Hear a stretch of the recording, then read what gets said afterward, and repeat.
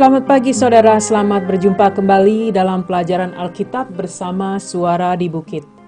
Saya berharap keadaan saudara dan keluarga baik, penuh dengan damai sejahtera Allah kita, Yesus Kristus. Saya berdoa juga agar di tahun 2023 ini menjadi tahun yang penuh berkah bagi kita semua. Dan kita akan terus bertumbuh dalam iman pada Tuhan Allah kita, Yesus Kristus. Saudaraku seiman, dalam pertemuan pendalaman Alkitab dan pertemuan doa minggu lalu, saya dan teman-teman berbagi pengalaman dan kesaksian tentang bagaimana Tuhan membimbing dan menyertai hidup kami di tahun 2022.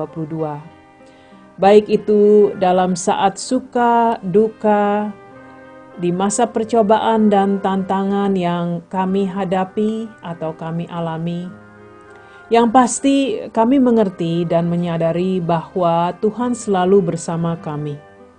Tuhan tidak pernah meninggalkan kami. Maka tinggal satu pertanyaan, yaitu apakah kami mau lebih lagi hidup bagi Allah? Terus mendekatkan diri, hidup patuh dan lebih lagi mengasihi Tuhan Yesus Kristus. Kali ini kita akan belajar dari bacaan Alkitab Kisah Para Rasul, pasal 7 ayat 54-60, yang juga berkaitan dengan pasal 6 dan pasal 7 di ayat-ayat sebelumnya.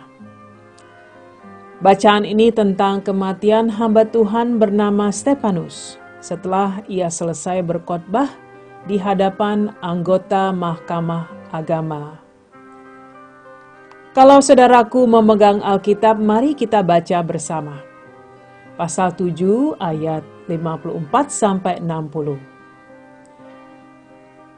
Ketika anggota-anggota Mahkamah Agama itu mendengar semuanya itu, sangat tertusuk hati mereka.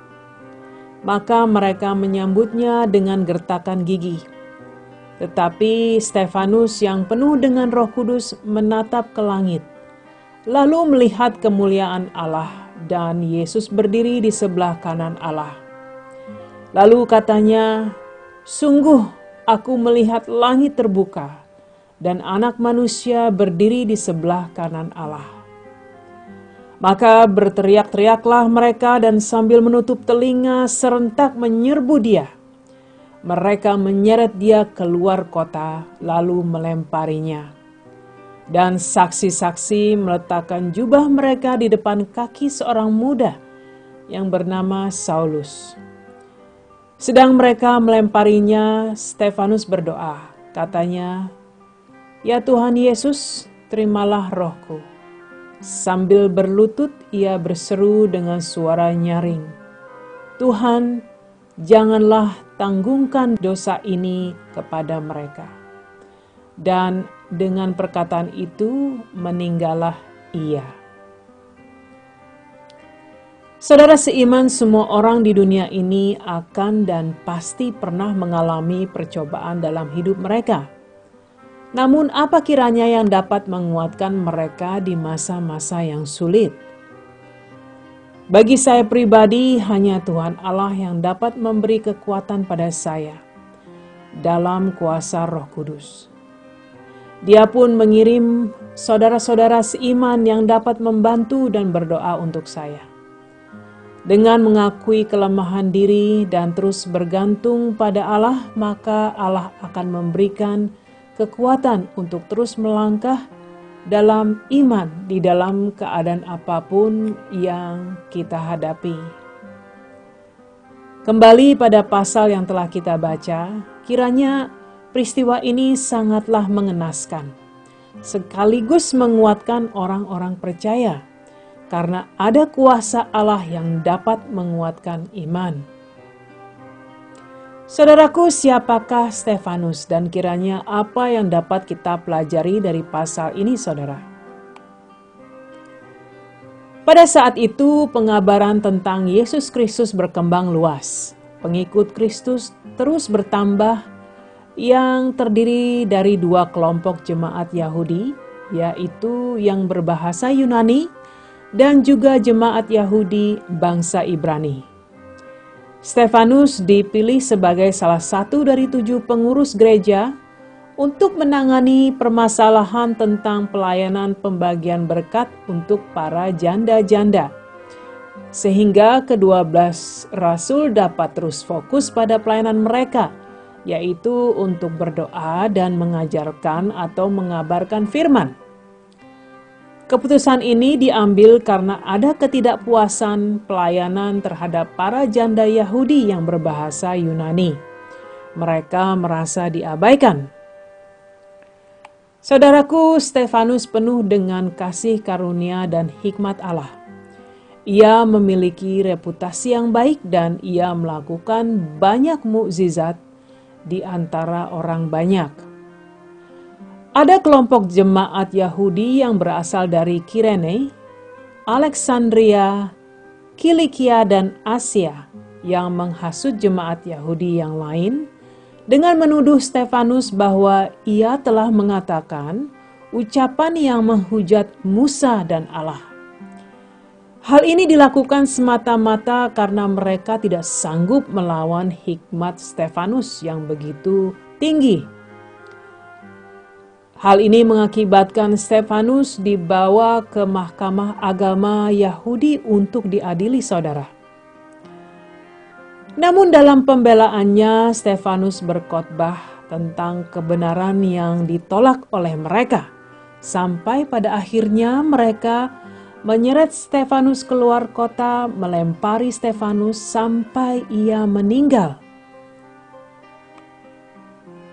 Satu hal penting yang ingin saya tekankan adalah menjelang kematiannya, ia bersaksi bahwa ia melihat langit terbuka dan Anak Allah Yesus Kristus berdiri di sebelah kanan Allah di sorga. Saudaraku, hal ini adalah bukti akan iman Stefanus yang kuat dan kuasa Roh Kudus yang luar biasa pada saat itu. Bagaimana mungkin seorang yang dianiaya seperti itu dapat tenang menghadapinya kalau tidak ada kuasa Allah pada dirinya? Sampai detik ini, saudaraku, masih banyak orang-orang Kristen di dunia ini yang mengalami penganiayaan karena iman mereka pada Yesus Kristus dan membayar dengan harga yang tinggi dengan nyawa mereka. Mereka sangat mengasihi Allah dan Allah mengasihi mereka. Saudaraku seiman, kalau sekarang ini kita masih diberikan kesempatan untuk mendengar dan menerima kebenaran firman, itu karena kasih Allah yang besar bagi kita. Kita harus terus diingatkan akan kebebasan yang kita miliki saat ini untuk dapat terus beribadah. Oleh karena itu, sudah menjadi kewajiban kita semua untuk membagikan berita Injil pada mereka yang belum mengenal kebenaran. Berdoalah saudara agar saudara tidak lupa, karena setiap menit yang saudara miliki sangatlah berharga. Janganlah sampai saudara tergoda dan tergiur pada hal-hal duniawi yang tidak berarti. Lalu mengapa anggota Mahkamah Agama begitu marah dan geram pada Stefanus? Hal ini karena ia mengatakan segala kebenaran yang menusuk hati mereka. Mereka telah mendengar sejarah tentang nenek moyang mereka, bangsa Israel. Mereka telah mendengar tentang Yesus, segala pelayanan, keajaiban, dan pekerjaan yang dia lakukan bersama dengan murid-muridnya. Mereka juga telah melihat mukjizat-mukjizat, mendengar kesaksian-kesaksian para pengikut Kristus akan kebangkitannya. Namun saudara, mereka terus berkeras hati dan terus menolak semua ini. Mereka menolak keselamatan yang Allah tawarkan. Kalau saja mereka mau mengakui bahwa semua itu benar dan bertobat, maka Tuhan pun akan mengampuni mereka. Namun mereka terus berkeras hati. Saudaraku seiman, masih banyak orang yang berkeras hati untuk tidak mau menerima kasih Allah. Mereka terus berkeras hati.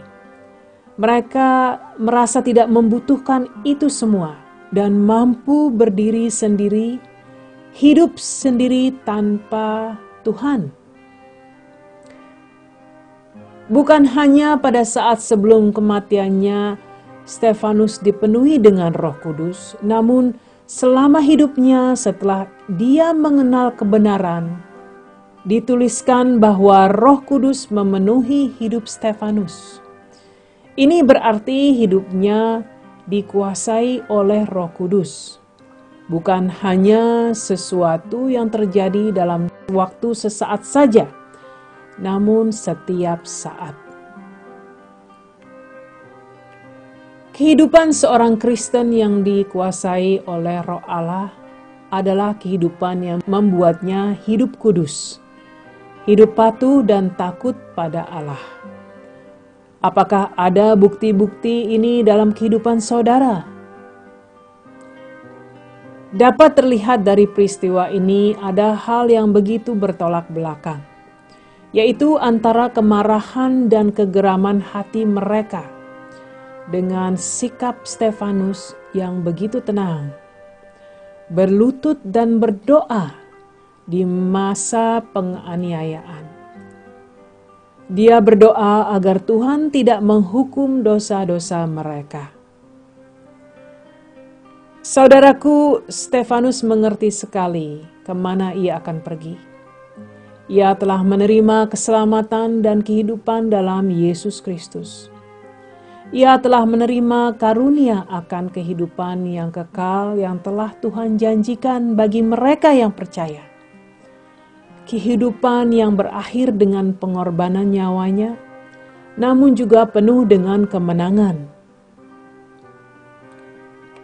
Marilah saudara, kuatkan iman dengan permohonan dalam doa setiap waktu. Karena akan ada saatnya di mana kita dihadapkan pada pilihan yang sulit. Dan di saat itulah kita harus memilih.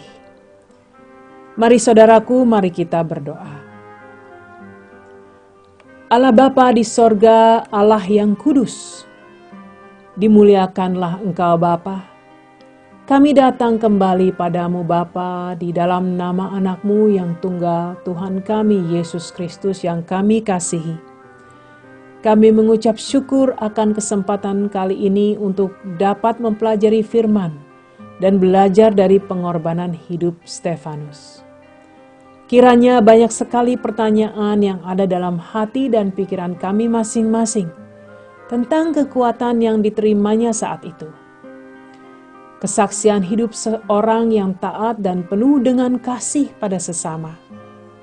Bapa, siapkan diri dan hati kami untuk menghadapi tantangan yang mungkin dapat menggoda dan menggoyahkan iman kami, ya Allah. Beri kami kekuatan untuk hidup sebagai saksi-saksi Yesus Kristus yang setia. Apapun yang terjadi dalam hidup kami, terima kasih Roh Kudus akan segala pimpinan dan pertolongan-Mu dalam hidup kami. Di dalam nama Yesus Kristus Tuhan dan Raja kami berdoa. Amin. Amin saudara, terima kasih telah mendengarkan. Tuhan berkati dan sampai berjumpa kembali minggu depan.